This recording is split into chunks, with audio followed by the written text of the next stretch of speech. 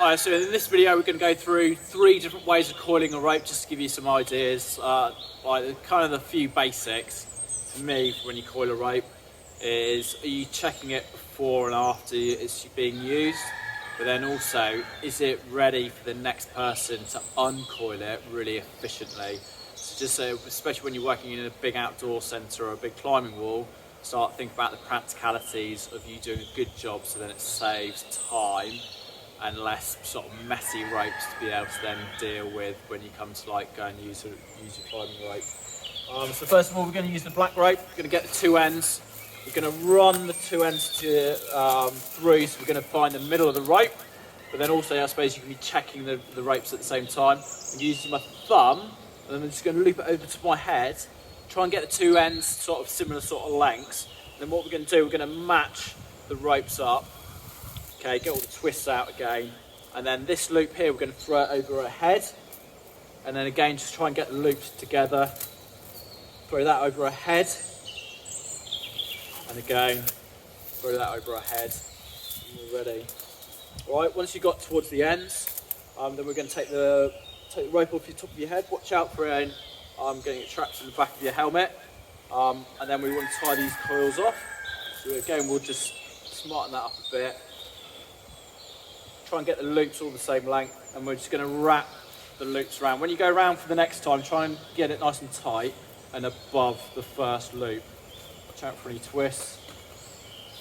Okay, get it nice and tight and towards the top.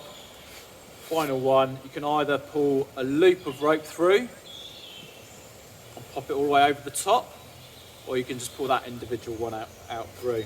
So that's one way. The next one is do quite similar, but you're just going to run it, same again, run it through. So you're checking for lumps, bumps and abrasions and getting all the twists out. And then just a single coil this time.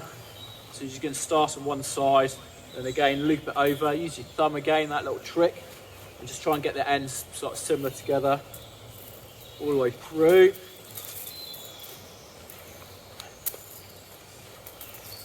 These ropes are done on purpose, quite short. You can end up doing fairly long ropes as well. So from a 50, 60 metre to like a 100 metre rope or so. Once it's the same again, you've got the end. Check the lengths, make sure they're sort of equal. And then same again, you're going to wrap one rope around your hand. Underneath, use that little trick of a finger just to maybe hold it in place. And then second time you go around, just make sure you go nice and high above that other rope. Go a few times around, depending on the length of ropes you've got. Get it nice and tight, and then exactly the same, but you're just doing it on a single rope this time. And pull a loop through.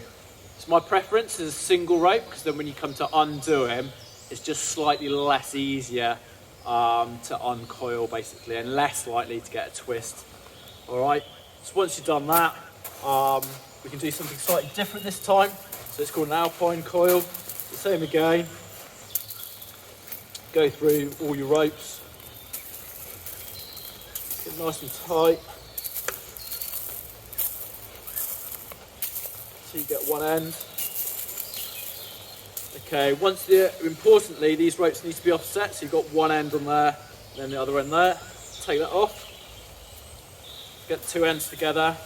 And go and find the end of the rope somewhere. So there it is. And really importantly, I'm going to do a loop. Can you see that? I'm going to pop it over the top. Okay, I'm going to use the other end to wrap it around. And get that nice and tight. You want a good few times going around, because you want to absorb that additional rope as well.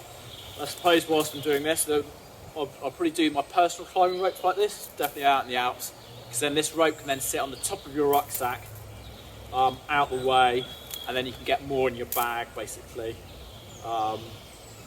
more stuff in your kit bag. The way you finish it off, now that I've got that loop sticking out there, I can take this end of the rope, pass it through that loop.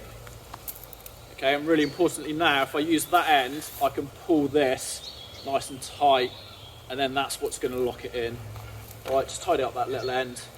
Could have done a slightly better job on that one. And then that's going to sit on the top of your rucksack, out the way, so it means you've got more volume in your bag. There you go, 3 ways to go and coil a rope. Thank you.